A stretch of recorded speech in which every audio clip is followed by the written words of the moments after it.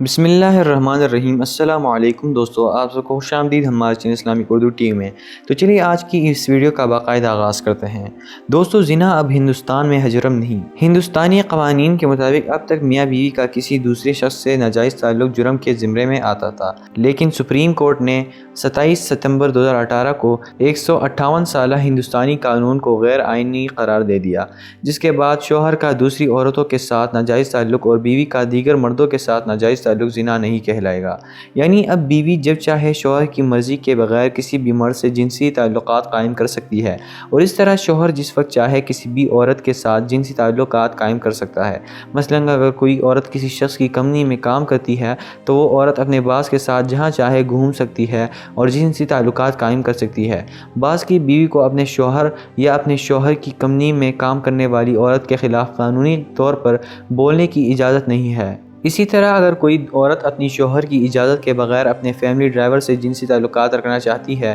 تو شوہر کو منع کرنے کا حق نہیں ہے۔ اس سے قبل ستمبر 2018 کو سپریم کورٹ نے 158 سالہ ہندوستانی قانون کو غیر آئینی قرار دے کر یہ فیصلہ کر دیا تھا کہ مردوں یا عورتوں کا آپس میں جنسی تعلقات قائم کرنا جرم نہیں ہے، یعنی دو مرد یا دو عورتیں آپس میں بھی شادی کر سکتی ہیں۔ ان دونوں فیصلوں کے جو اسباب بیان کیے گئے ہیں ان کا خلاصہ یہ ہے کہ موجودہ قوانین ہندوستان کی ان قدیم روایات پر مبنی ہے جن کے تحت عورت مرد کے تابع تھی۔ اب آزادی کا دور ہے، عورت شادی کرنے کے بعد شوہر کی غلام نہیں بن جاتی، بلکہ وہ شادی کرنے کے باوجود کسی بھی مرد کے ساتھ جنسی تعلقات رکھنے کا مکمل حق رکھتی ہے، خواہ اس کا شوہر اس کے گھر والے اس کے لیے اجازت دے یا نہ دے۔ اسی طرح اس کے برعکس مرد بھی شادی کرنے کے باوجود کسی بھی دوسری عورت کے ساتھ جنسی تعلقات قائم کرنے کا اختیار رکھتا ہے۔ ہندوستان کی عدالت عظمیٰ کے یہ دونوں فیصلے ہندوستانی ثقافت اور انسانیت کے خلاف ہونے کی وجہ سے تمام مذہب کے ماننے والوں کی طرف سے ان کے خطرناک نتائج سے آگاہ کیا جا رہا ہے، کیونکہ اس کے بعد جہاں بے حیائی اور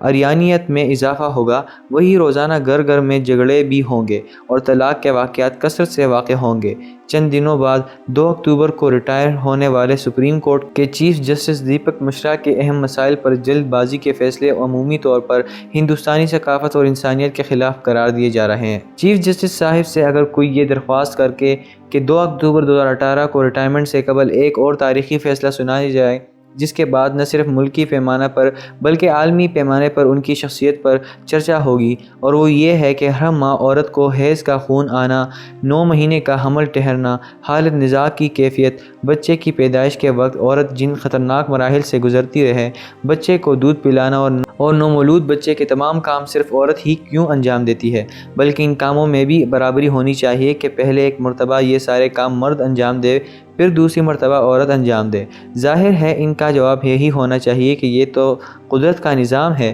تو ہم بھی یہی کہیں گے کہ یہ دونوں فیصلے بھی قدرت کے نظام کے خلاف ہے۔ سیاسی جماعتوں اور ملی و قومی تنظیموں کو ہندوستانی قوانین کے ماہرین سے مشورہ کے بعد ان فیصلوں کے خلاف آواز اٹھانی چاہیے، تاکہ ملک میں ہندوستان کی اکثر عوام کو سامنے رکھ قوانین بنائے جائیں، نہ کہ یورپ کے کلچر کو سامنے رکھ کر جہاں ماں باپ کی شناخت بھی DNA کے ذریعے کی جاتی ہے۔ امت مسلمہ کے تمام ہی مکاتب فکر قرآن و حدیث کی روشنی میں ان دونوں فیصلوں سے بالکل اختلاف رکھتے ہیں، یعنی ایمان و عمل کے اعتبار سے ادنیٰ درجہ کا مسلمان بھی ان اعمال کو حرام سمجھنے کے ساتھ ساتھ انسانیت کے ہی خلاف سمجھتا ہے، لیکن واقعہ یہ ہے کہ مختلف اسباب کی وجہ سے یہ دونوں گناہ بعض مسلمانوں میں بھی موجود ہیں۔ آئیے قرآن و حدیث کی روشنی میں زنا کی حرمت اور اس کے اسباب کو سمجھنے کی کوشش کریں، تاکہ کم از کم ہم اپنے معاشرہ کو زنا جیسے گناہ سے پاک کرنے کی کوشش کریں۔ نکاح کے بغیر کسی مرد و عورت کا مباشرت انٹرکورس کرنا زنا کہلاتا ہے، خواہ وہ طرفین کی اجازت سے ہی کیوں نہ ہو۔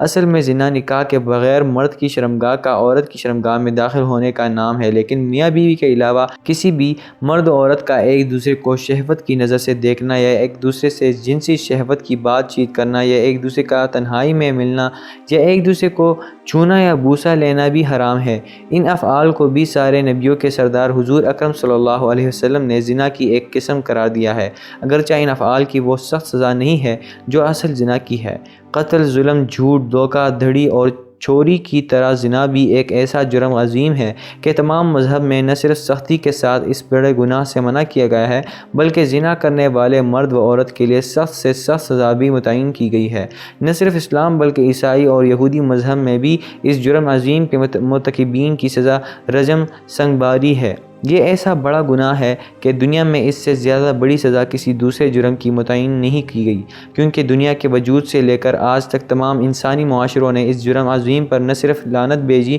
بلکہ ایسے اعمال سے بچنے کی تعلیم بھی دی ہے جو زنا کی طرف لے جانے والے ہوں۔ اس لیے بچوں اور بچیوں کی تعلیم کے لیے حتی الامکان محفوظ اداروں کو اختیار کریں، کیونکہ بہرحال اس دنیا کو الوداع کہہ کر ایک دن اللہ کے سامنے کھڑے ہو کر دنیاوی زندگی کا حساب دینا ہے۔ فوائد بانٹ کر محبت کو پھیلائیں۔ ابھی شیئر بٹن پر کلک کریں اور ہماری اس ویڈیو کو لوگوں کے ساتھ شیئر کریں تاکہ لوگوں کو بھی فائدہ ہو اور آپ کو بھی اس کا اجر ملے۔ تو ہماری اس ویڈیو کا اختتام یہیں پر ہوتا ہے، اور اگر آپ کو ہماری یہ ویڈیو اچھی لگی ہے تو اسے لائک کریں، شیئر بھی کریں جیسے کہ میں نے کہا، اور ہمارے channel Islamic Urdu T V کو ضرور سبسکرائب کریں تاکہ مزید ایسی ویڈیوز آپ کو ملتی رہے۔ جزاک اللہ خیر۔